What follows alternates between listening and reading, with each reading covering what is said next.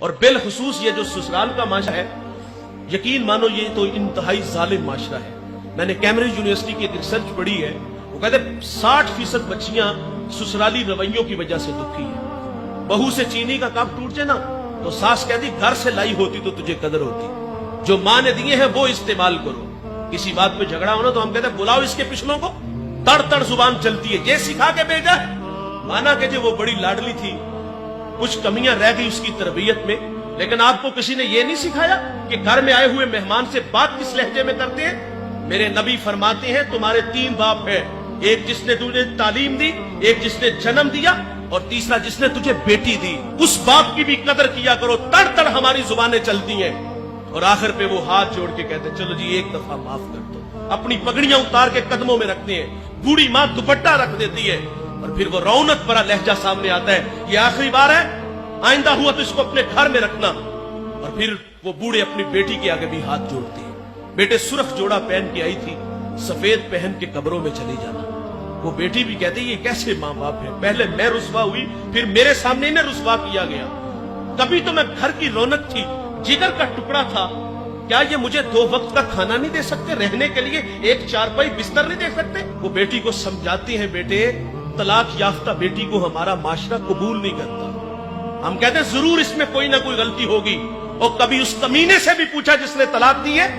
لوگ ہمارے پاس مسائل لے کے آتے ہیں، کوئی اتنی بڑی بات نہیں ہوتی، چھوٹی چھوٹی باتوں پہ طلاق دی جا رہی ہے۔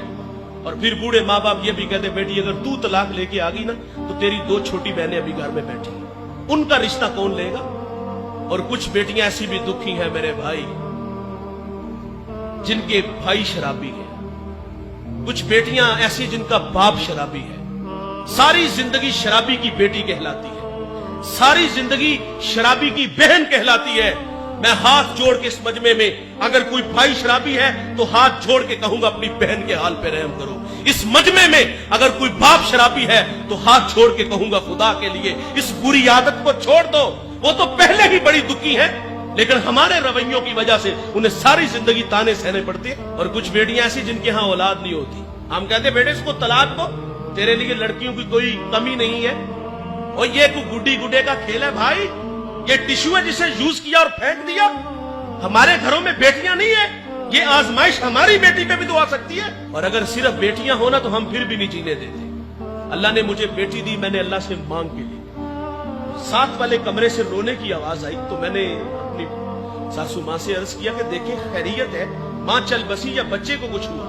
وہ 2 لمحوں کے بعد واپس آئی تو آگے بتا دی 4تھی بیٹی ہوئی ہے۔ اور کیوں تقدیر سے الجھتے ہو یار، ہم تو ایک انگلی بھی نہیں بنا سکتے، وہ مالک ہے کسی کو دے یا نہ دے، بیٹیاں دے بیٹے دے یہ اس کی مرضی ہے، بیٹیاں ہو تو پھر بھی نہیں جینے دیتے۔ یہ ہمارے رویے ہیں۔ میں اس بڑھیا کو آج تک نہیں بھول چکا۔ میں ایک فیصلے میں تھا تو میں نے بات سنی تو کوئی اتنی بڑی بات نہیں، میں نے کہا چلے جی جانے دے، یہ بھی بیٹی ہے۔ تو آگے سے وہ اس بڑھیا نے پاؤں سے جوتا اتارا اور اس کے بھائی کے منہ پہ پھینکا، اور کیا کہا کہ جتی پوری آئی آئی، نہ آئی تے لا کے سر چھڑی۔ ایک عورت کے بارے میں کہہ رہی ہے، اس کے گھر میں بھی تو بیٹیاں ہوگی، وہ بھی تو کسی کی عورت ہے۔ میرے کریم آقا کی خدمت میں سیدہ فاطمہ حاضر ہوئی، عرض کرتی ابا جان، امی کہتی وہی کے وقت جو چادر آپ کے کندھوں پہ ہوتی تھی وہ مجھے عطا فرما دے۔ حضور فرما دے فاطمہ اپنی والدہ سے پوچھو چادر کرنی کیا ہے، اور حضور بھی پیچھے پیچھے تشریف لے آئے۔ حضور فرما دے خدیجہ چادر کیا کرنی ہے، عرض کی اس کو بطور برکت کے لیے کفن کے لیے ساتھ لے جانا چاہتی ہوں۔ تو حضور فرماتے آپ مجھ سے چادر مانگ رہی ہو، اگر میرے جسم کی جلد بھی مانگتی تو میں محمد تمہیں وہ بھی اتار کے دے دیتا۔ حضور عورت کو عزت دے رہے ہیں اور ہم کہتے ہیں یہ پاؤں کا جوتا ہے۔ سیدہ عائشہ پانی نوش فرما رہی ہیں، حضور فرماتے اس میں کچھ بچا لینا۔ سنیے سنیے بھائی جان، کہا اس میں سے کچھ بچا لینا، بچا لیا گیا۔ اور حضور سیدہ سے فرماتے کہاں لب رکھ کے پانی پیا، عرض کی حضور یہاں لب رکھے، تو میرے نبی وہیں ہونٹ رکھ کے پانی پیتے۔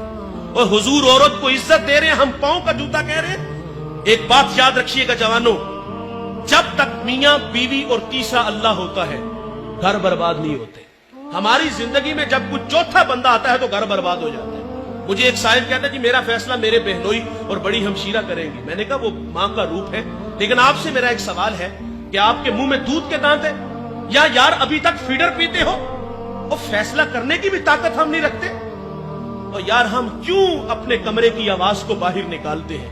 मेरे नबी फरमाते तुम्हें औरत की अगर कुछ बातें अच्छी नहीं लगती, कुछ अच्छी है, वो देख करके दरगुजर कर दिया करो। लेकिन हम कटहरे में खड़ा करके रुसवा करते हैं।